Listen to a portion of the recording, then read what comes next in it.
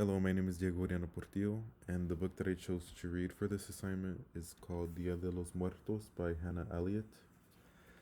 So, the book first starts off explaining what Dia de los Muertos means, what time during the year it takes place, and where it originates from, and why so many people around the world celebrate it. It is celebrated to honor those who have passed away.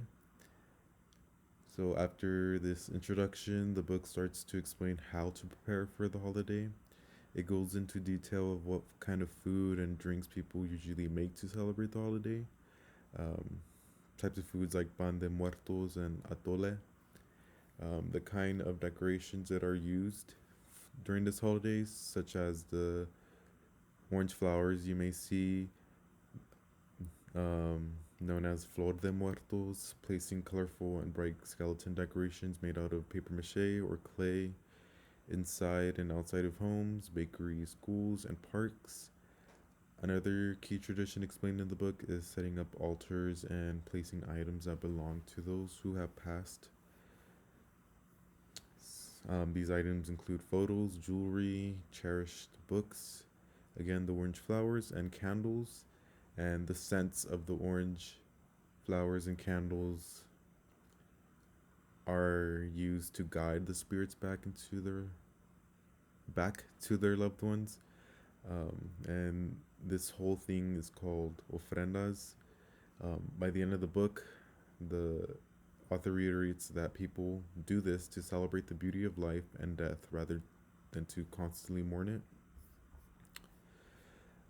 If I could describe the visuals of this book, I would say it's very colorful and very bright. It uses a lot of orange, black, red, purple, green. Um, I what I really like about this book is that it starts off when it starts to describe what kind of decorations that are used during the holiday.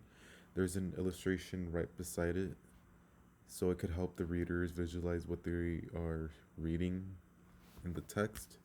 So, for example, on this page, you can see when they're talking about the flowers, the orange flowers, it helps. There's orange flowers in this page, so it could help, people see what the flowers look like. And then during this page, it talks about the altars and the ofrendas. It depicts the photos, the skeletons up here, candles, the orange flowers again. Um, so I think the colors and the items that are used will help the readers better understand what this holiday entails. And again, based on the illustrations, you could see that it's styled in a unique way. So you might see this in a lot of Hispanic cultures, and that's because this holiday does originate from Mexico. So if I was to identify the genre of this book, I would say it's fiction, because although it does talk about an actual holiday that a lot of people celebrate around the world, the story is presented in a way to the audience that it's more generalized and it doesn't focus on one particular person or an actual event that has happened. So if I was to talk about strengths of this book, I would talk about the art again. It's beautiful and eye grabbing. I believe this will help students visually understand the content of this book better.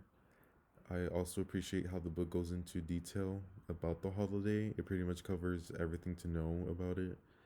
Um, Basically, the basics of the holiday.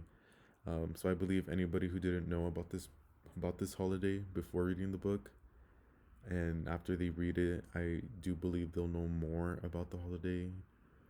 Um, but if I was to talk about weaknesses, there are some. I would say to be more cautious about reading this book to kindergartners just because some of its language may be too difficult to understand. Um, and I do think the imagery may be scary looking as it does depict skeletons. So younger students may be scared to look at these images. Um, I also think that because there's a lot of Spanish words in this book, I do think students who do not know Spanish may have a harder time understanding some of the words. Um, but I would recommend this book. I do think there's more strengths than weaknesses. If I was to include one direct quote from this book, it's the quote from the last page where it says, "But the special holiday reminds us to enjoy life all year round, and it reminds us to honor our loved ones. This way they stay in our hearts forever." So again, I do like how this quote is more hopeful and more positive, because when people usually discuss death, it's more like it's done, it's end. It's more negative, but I do like how this book and just in general the holiday is more hopeful and more bright, and we're celebrating the people who've passed.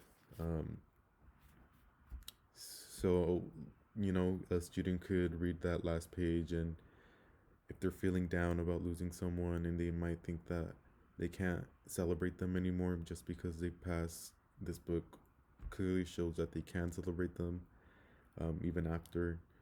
Um, so, just to discuss how I would use this book in a classroom setting, I think one activity that we can do is to maybe decorate a specific section of the classroom based on this holiday and based on what they've read in this book. So, this book discusses ways to celebrate this holiday, and that's through the use of decorations. So, I could have the students make the orange flowers out of orange tissue paper, or um, coloring skeleton heads with color pencils, the colors used in this book. And then we can make our own altar and set up an ofrenda. And for the pictures, we could use the skeletons that the students used. And when we're all said and done with decorating that section of the classroom, we can have like a classroom discussion of how each of these items are important to this holiday. And I do think this activity could be done with maybe second and third graders, maybe first. Um, yeah, so I do think art plays a big role into this book, and that's why I would rather do an art project than a writing prompt for this activity. But yeah, this is Dia de los Muertos by Hannah Elliott.